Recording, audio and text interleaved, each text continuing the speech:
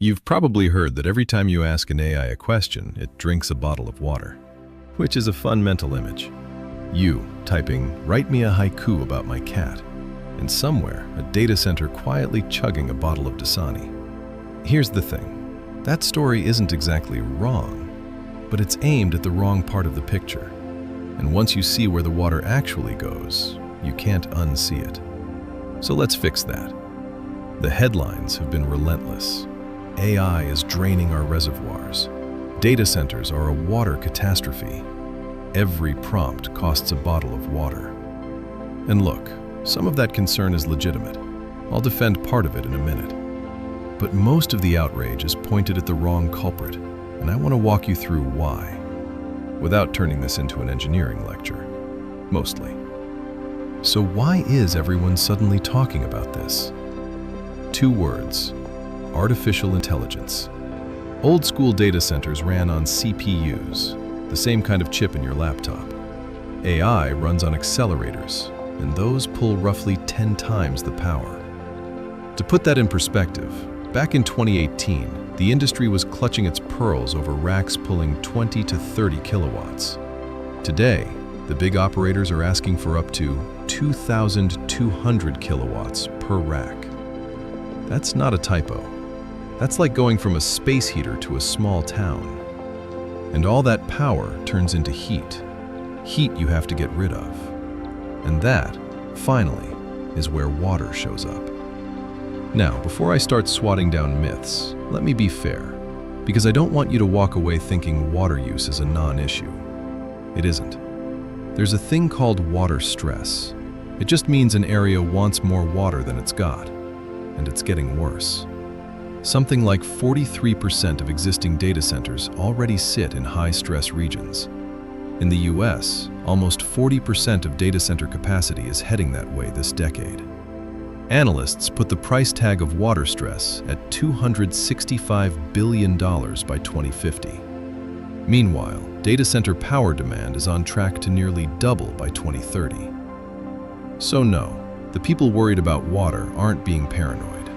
They're just looking at the wrong end of the pipe.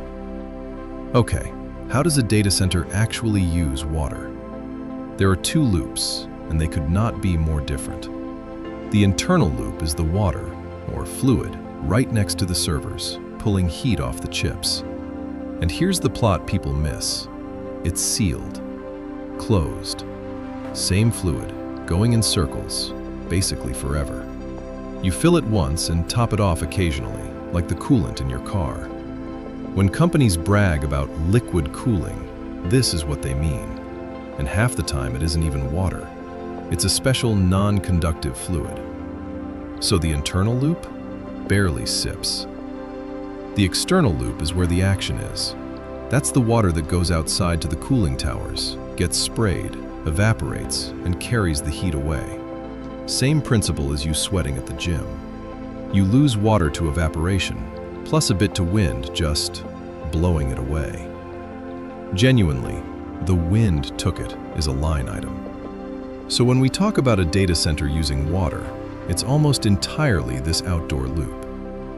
Fine, you say, then just don't use the evaporative thing. Great instinct. There's a catch. You can cool with compressors instead. Basically a giant version of your car's air conditioner. Uses almost no water, but it burns 10 to 20% more energy. So it's not water versus nothing. It's water versus more power. Pick your poison. If you've got plenty of water but dirty electricity, evaporative wins. If water's scarce but your grid is clean, go mechanical. There is no free lunch here, only a menu. To compare all this, the industry uses a number called WUE, Water Usage Effectiveness. It's just liters of water per kilowatt hour of electricity. A WUE of 1 means 1 liter per kilowatt hour. Simple.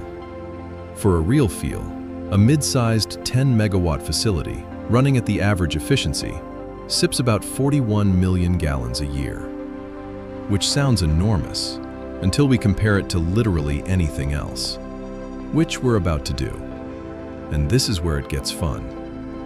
Most of the big tech companies actually publish these numbers now. Google's the thirstiest of the bunch, over 7.7 billion gallons in 2024. Microsoft's around 1.5 billion. Meta's under 1 billion. Amazon won't give a total, but claims the most efficient rate of anyone. 7.7 billion gallons. Hold that number. It sounds like a crime against nature. So here's Google's entire global water footprint next to some things we, as a society, have decided are completely fine. That's 7.7 billion gallons? It's about the same as 51 golf courses. The state of Florida has over 1,200 of them. Nobody's storming the fairways with pitchforks.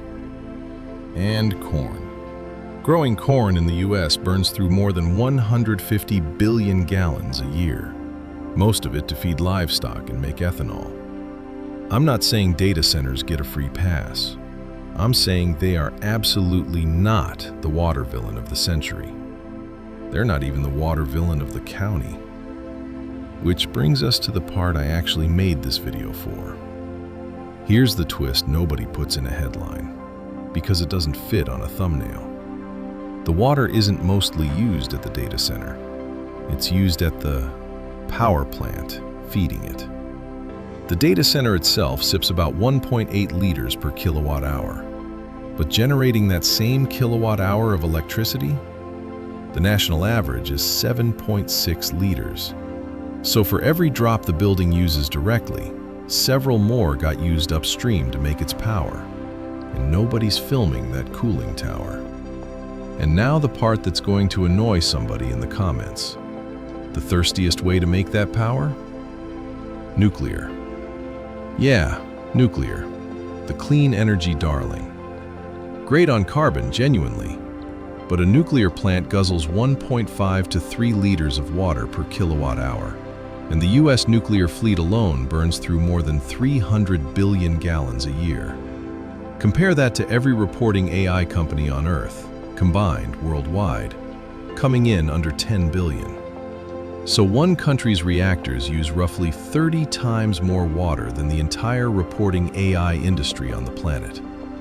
The clean energy saving us from data centers is quietly outdrinking them 30-1. Somebody had to say it. So if you actually care about this, and you should, here's where to point that energy. 1. Where these things get built. A data center in a rainy region and one in a desert are not the same story. Siting is the whole ball game. 2. How they cool, and whether it fits the local reality. Water or power, remember the menu. 3. And this is the real weak spot. Only about 42% of companies have even published a plan for this stuff. The problem isn't that they're all secretly evil. It's that too many haven't shown their homework. And 4. Judge the whole system. The building and the power plant behind it. Not just the part with a cool name. So let's rewrite the story. The myth. AI is secretly drinking your tap water. The data center is the bad guy. And going nuclear saves us. The reality. The direct use is real but modest and mostly recycled. Cooling is a trade-off, not a sin. The real thirst is at the power plant. And nuclear is clean on carbon, but heavy on water. Same facts, completely different villain. Look, I'm not here to tell you data centers are perfect. They use water, they use a staggering amount of power, and the industry has real homework to do on disclosure and siting. But the next time someone tells you your chatbot is personally draining a lake, you'll know the honest answer. Look at the whole system. Not just the building. The water's mostly at the power plant, and the cleanest sounding option on the table is quietly the thirstiest. If that reframed things for you, share it with someone who's still mad at the wrong cooling tower. I'll see you in the next one.